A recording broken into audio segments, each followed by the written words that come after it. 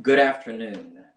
I'm Phil Armstrong, the project director for the 1921 Tulsa Race Massacre Centennial Commission. I'd like to begin today's event by thanking you for joining us for the virtual commemoration of the 99th anniversary of the Tulsa Race Massacre. What you're about to watch is the first 3 minutes and 39 seconds of Season 1, Episode 1 of HBO's Watchmen. This premiered on October the 20th, 2019. The video starts out as a tribute to Bass Reeves, and I want you to watch this. It's a black and white film and a tribute to the first African-American U.S. Deputy Marshal that covered the territories of Arkansas and Oklahoma in the 1880s. Please watch this video.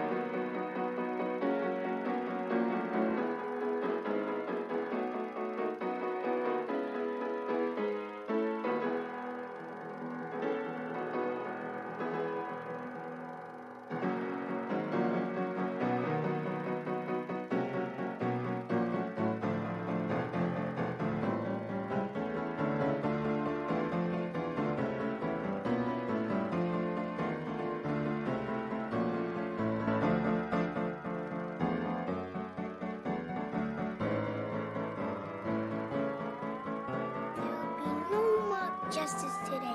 Trust in the law.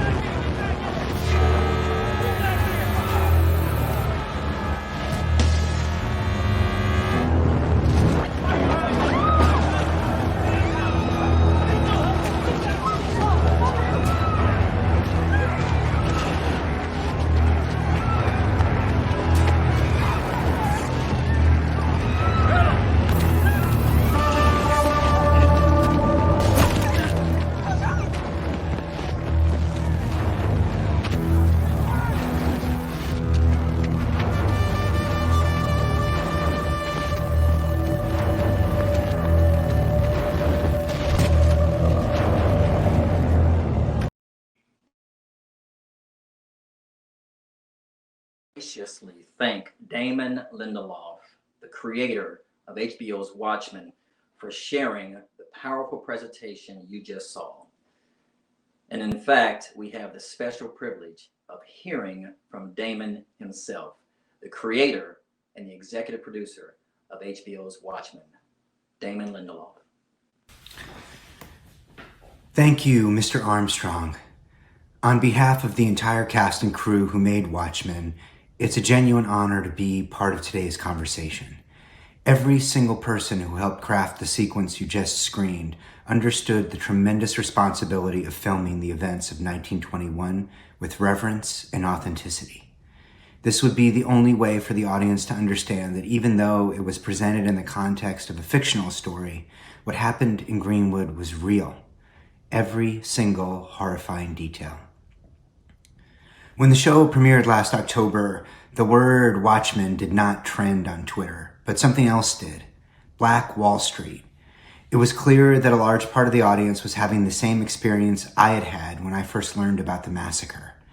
They were confused and embarrassed for not knowing it had happened. The burden of educating white folks too often falls upon those who have historically suffered at our hands. But this time around, in real time on social media and through exquisitely crafted think pieces and insightful podcasts, that education occurred without shame or judgment.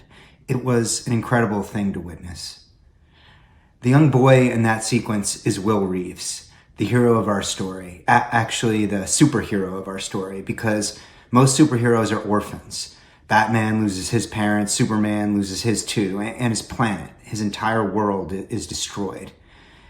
Greenwood was Will Reeves's world, and a century after its decimation, he returns to meet his granddaughter, who, unaware of his past, carries his trauma inside every cell of her body. She hides that trauma by wearing a mask, and Will tells her he did the same thing for a long time, and now he realizes that was a mistake. The mask was hiding the pain, and now it has to come off. Wounds need air, he tells her. Today's event is that air. The more we talk about Greenwood, the more air we give to its memory. In remembering the massacre, we must also remember what was massacred. Black Wall Street was not just a devastating loss, but an historic achievement. If we have any regret in Watchmen, it's that we did not commit more time to showing what an incredible place Greenwood was before its destruction. Fortunately, that is exactly what the Greenwood Rising Project will do. A museum-grade facility that will commemorate the remarkable legacy of Black Wall Street. So many fans of the show have told me that they didn't know about what happened in Tulsa, and now that they did know, they had no idea what to do with that knowledge. Well, you can do a couple things. The first is continue to give it air, to tell the story of what happened. But you can also give support, whatever you can, to Greenwood Rising at www.gofundme.com/F/rebuild Black Wall Street. We are humbled to be a part of today's events and wish you all the best in these complicated times. Stay safe and God bless. Thank you, Damon. Right now, I would like to thank especially Cox Communications and their dynamic production team for providing the technology to share this live event with you. I also want to thank the Greenwood Cultural Center for graciously allowing us to use the historic Mabel B. Little House to host this broadcast. 99 years ago today, an angry mob violently destroyed 35 square blocks of this prominent African-American community with fire, guns, and racially motivated violence. These dark, deadly deeds remain one of the worst, least known acts of racial violence in American history. It's a traumatic story, and it's one that we are committed to sharing with the world to continue a real dialogue about racial justice, reconciliation, healing, and unity. Today, I have an incredible lineup of speakers who will provide their brief reflections about this tragic event and where we stand 99 years later. Please join me in welcoming the Honorable United States Senator for the state of Oklahoma, Senator James Langford. Americans love looking at our genealogy, our family tree. We want to go back and look into history and see where we come from, what our family was like. We want to be able to tell our children about our family. and about our heritage. We want to tell them the good, the great, the bad, and sometimes the very ugly. As Oklahomans, we have the same thing. We have great stories as Oklahomans. We've overcome a lot. We have some bad stories, and we have some really ugly moments as well. We should be able to tell the next generation all of those, because all of those are moments we can learn from and grow from. 99 years ago, the city of Tulsa was on fire. Hundreds of African Americans lay dead in the street.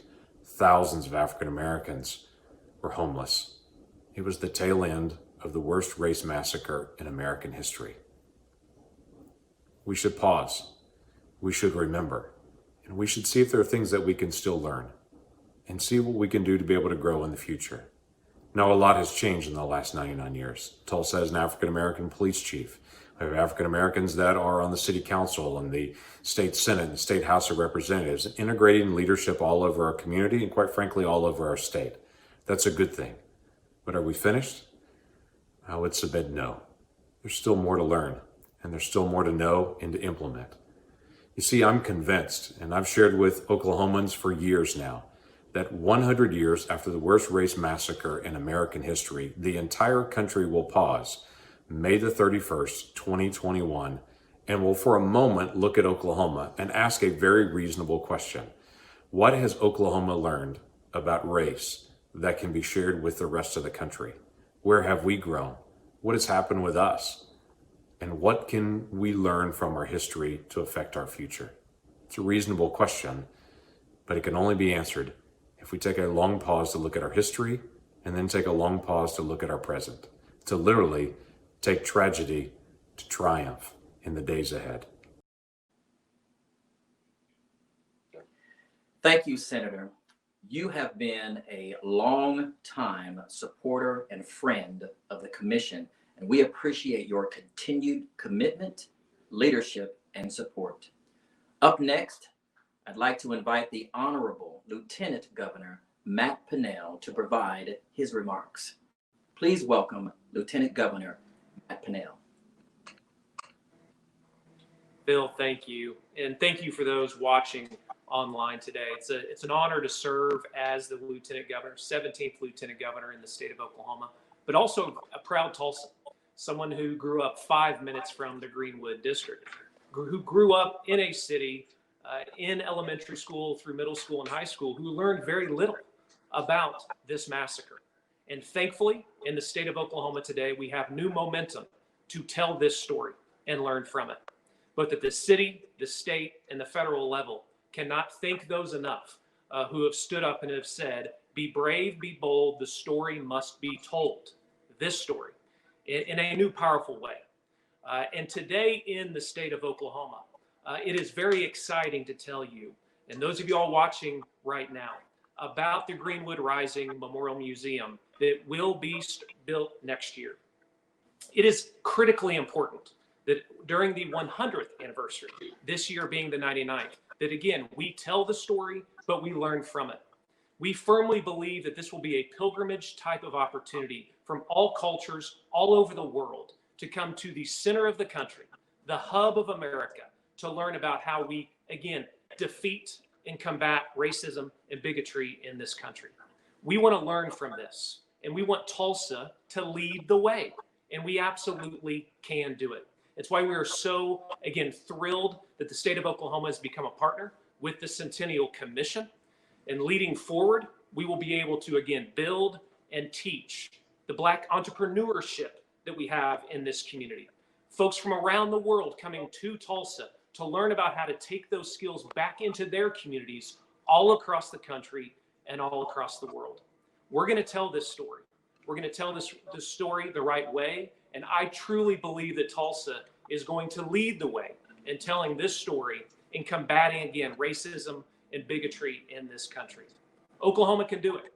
We cannot just be a top 10 state without addressing this massacre and teaching it the right way moving forward. So thank you to the local leadership right here in the Greenwood District who led the way on this, who showed the city, who showed the state, and who showed, again, their federal delegation how to do this right. We're going to take direction from you, but I assure you that the state of Oklahoma will be with you every step of the way. God bless you. God bless this city, this state, and this country. Thank you. Thank you, Lieutenant Governor. Now I'd like to introduce the founder and visionary of our commission, Oklahoma State Senator Kevin Matthews.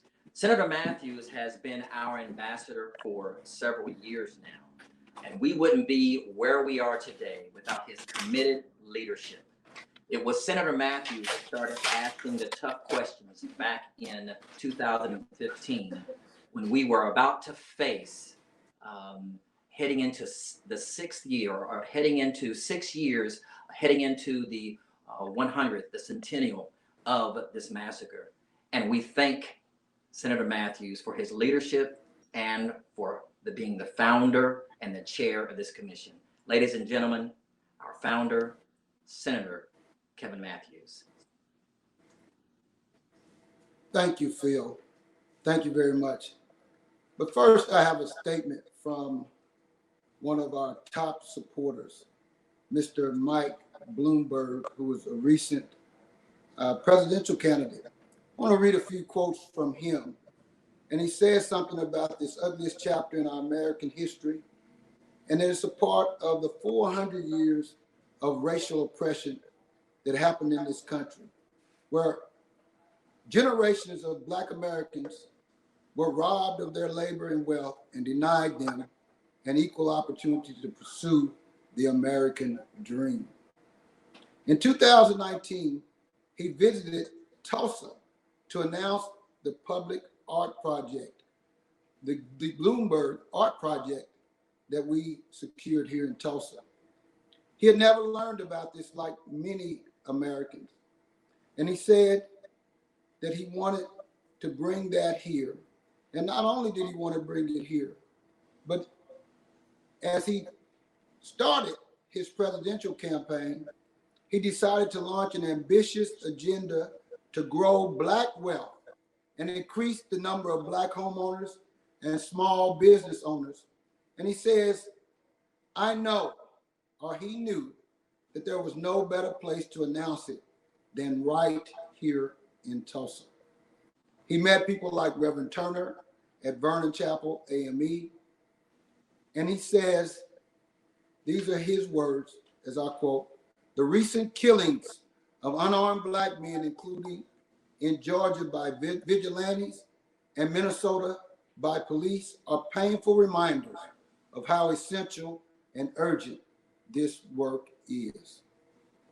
As the people of Tulsa and all around the nation mark the 99th anniversary of the Greenwood Massacre this weekend, let us all recommit ourselves to the kinds of changes we need to make in our governments and communities to build a future.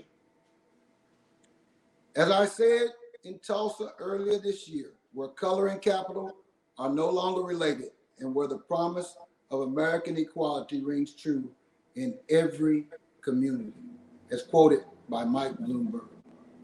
And now, as the chair of this commission and senator for this area, I'd like to thank Roger Ramsire, Tiffany Bruton, Bailey Hobson, and the entire Cox communications team for partnering with us to broadcast this very meaningful presentation today. And as the founder of this commission, I'm so proud to stand with you to remember Greenwood. I'm so proud of this state, the state of Oklahoma, for supporting this commission with Senate Bill 17, the legislation and funding that they have partners with us on. We also have a mission of educating Oklahomans about the most horrific act of domestic terrorism in the nation. I'm proud of the active commissioners, steering committee members, and public-private partners who are endlessly committing their time and resources to foster an environment that allows us to respectfully honor our victims and survivors by telling this story. From the recent news of the state-of-the-art Art History Center, Greenwood Rising, that will soon be built at the southeast corner of Greenwood and Archer, to the Teachers Institute and the curriculum that allows K through 12 teachers to develop the skills to effectively teach students this history across the state. We're busy and are soliciting the strength and commitment of our community's important work. But our efforts would not be possible without community partnerships and open communication with our residents, elected officials, philanthropists, and stakeholders. 2021 is quickly approaching, and the world will be looking at us to see where we are 100 years later. We need every resident, every elected official, every corporation, and every nonprofit, every church, every school, every tourism entity and economic development entity in the state to come together and be part of this upcoming centennial. Find your place in this work. Develop your 2021 business strategies to include a line item about commemorating the centennial.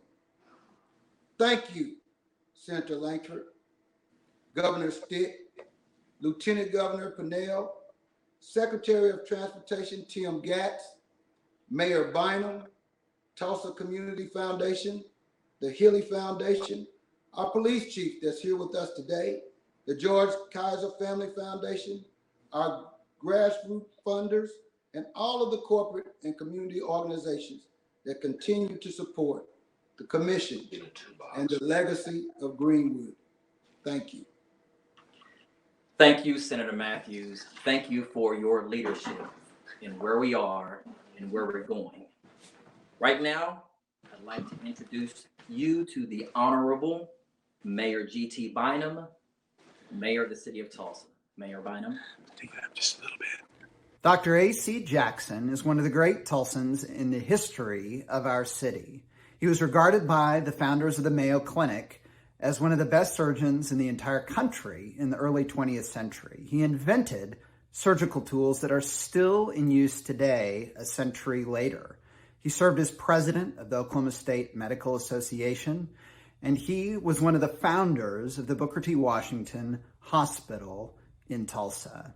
And that is where he spent the night of the 1921 Tulsa Race Massacre, working until past 3 o'clock in the morning, tending to victims of that event.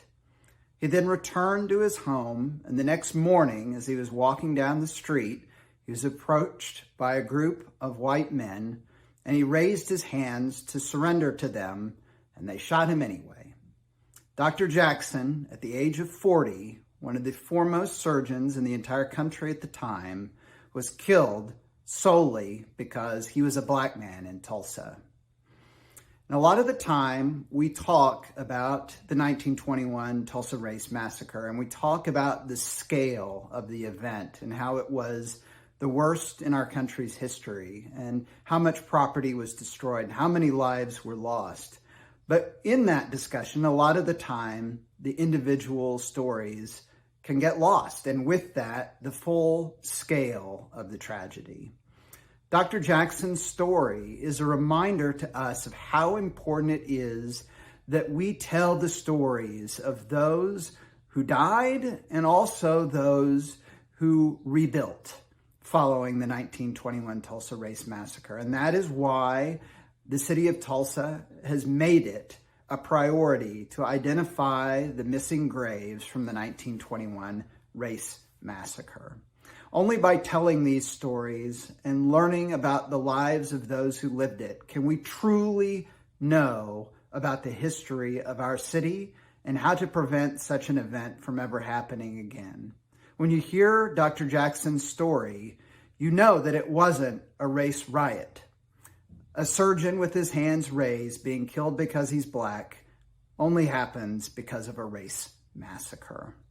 And so we hope, as we pursue the truth in this search for the graves moving forward, that we will continue to uncover truth, that we will report it to history as it really happened, and that it will help us as a city grow and do better by all Tulsans moving forward. I want to thank the organizers of this event and all Tulsans who are participating in it. We have so much work to do as a city, but working together, we can do right, not just by the victims of the event, but by their descendants and by all future Tulsans that will come after us. Thank you, Mayor Bynum. And now to provide perspective from the Tulsa Police Department, as an African-American male, it gives me great privilege and honor to introduce the first African-American Chief of Police for the city of Tulsa. Please welcome Chief Wendell Franklin. Thank you, Phil. I grew up in North Tulsa and attended Tulsa Public Schools. I never imagined I'd have an opportunity to stand in the capacity as police chief of a department that I spent more than 20 years on. I'm honored to be here, and I'm proud of the trust that's invested in me by Mayor Bynum, and I'm up to the task and fully committed to elevating the Tulsa Police Department in all respects. As Tulsa's first Black police chief, I represent progress. I accept that, I get that. But what I don't represent is mission accomplished. We have much work to do in the realm of race relations, not just within our department, but throughout our city and throughout our nation. In 1921, the Tulsa Police Department was complicit in the worst of the so-called race riots of the 20th century, the 1921 race massacre. Law enforcement officers neglected their duty to protect Tulsa Black citizens as roving mobs destroyed the Greenwood District, the Black sector that spawned the beloved Black Wall Street. My predecessor, Chief Chuck Jordan, publicly apologized on behalf of the Tulsa Police Department just a few years ago. It was unexpected, it was bold, and it was the right thing to do. That apology was necessary, but now we must do more. Today, we're building relationships in our community. In some cases,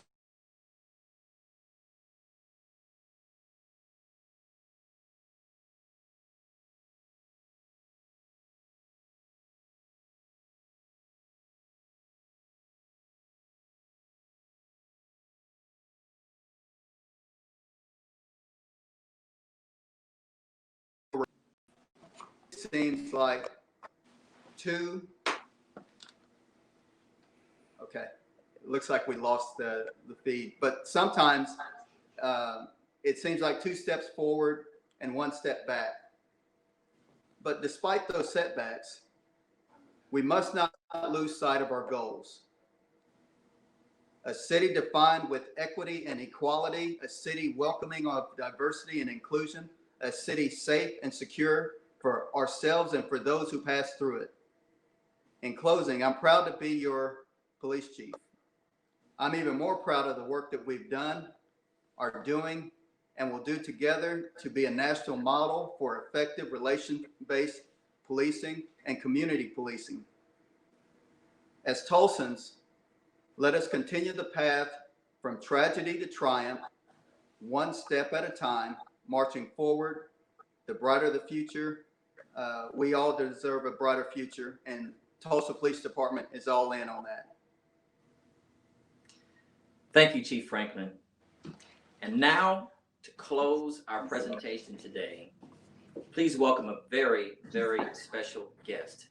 Not only is she a member of the 1921 Centennial Commission, but she is also, recently, she was appointed by the mayor to be the chair of the Oversight Committee for the Tulsa Mass Graves investigation. And so it is my honor to introduce a descendant of the Black Wall Street legacy. Please welcome Mrs. Brenda Alford. Thank you so much, Phil. My name is Brenda Nails Alford, and I am the proud granddaughter of James and Vassonore Nails Sr. and the great niece of Henry Nails, who were the proud owners of the Nails Brothers Shoe Shop and Record Shop, located at 121 North Greenwood Avenue and various locations throughout the community. They were also the first owners of what is now Lacey Park, wherein the Nails Dance Pavilion and skating rink was located. They also operated a chauffeur and taxi service. On that fateful day, my grandparents, along with their then 2-year-old daughter, family members, and friends, ran for their lives from our beloved Greenwood neighborhood, only to return to find our homes and our businesses looted and burned to the ground. These were fine, upstanding members of our community who simply wanted a piece of the American dream, but received truly a nightmare. However, they rebuilt and kept moving forward. Today, we pay homage to our family members and our community's strength, courage, and tenacity in the midst of one of the worst atrocities, not only in Tulsa, but U.S. history. It teaches us as a whole that when we face adversities in our own lives, to never give up, keep the faith, and keep moving forward. In closing, I would like to share a quote from that little 2-year-old girl I mentioned in the name of the late Dr. Cecilia Nels Palmer, who was my aunt, who was also a very well-known educator and a community advocate here in Tulsa. She wrote, "There is no such thing as standing still when change comes, and all traditions are destroyed. When we have no past, we have no future." Thank you. Thank you. And thank you, everyone, for joining us today as we covered this very significant moment in our shared history. If you're interested in connecting with the Commission, please continue to follow us on our social media platforms at tulsa2021.org and on our website. Tonight at 10:30 p.m., the exact time shots were fired, the first shots were fired that started the race massacre in Greenwood in 1921. We will have a private candlelight vigil. You can go to our Facebook page and watch and share and be with us as we take 10 minutes, a moment of silence to remember the hundreds of people who lost their lives on May 31st through June 1st, 1921. Thank you again to Cox Communications for providing the digital infrastructure to do all of this today, and all of the news media and all who are covering today's events in Tulsa. Last but not certainly least, I'd like to thank our small but mighty marketing committee for leading the coordination of these events today, and the staff at 6PR for lending their resources, their contacts, and their expertise. Please like and share this event on your social media channels using the hashtag Greenwood Rising. Again, that's hashtag Greenwood Rising. In addition, Cox Communications is going to rebroadcast this throughout the week. You can go to our website, tulsa2021.org, to see when those rebroadcast times will be taking place all week long. I would like to close with this quote, favorite of mine, from African-American author and writer James Baldwin, when he said, "Not everything that is faced can be changed, but nothing can be changed until it is faced." Thank you, and have a great afternoon.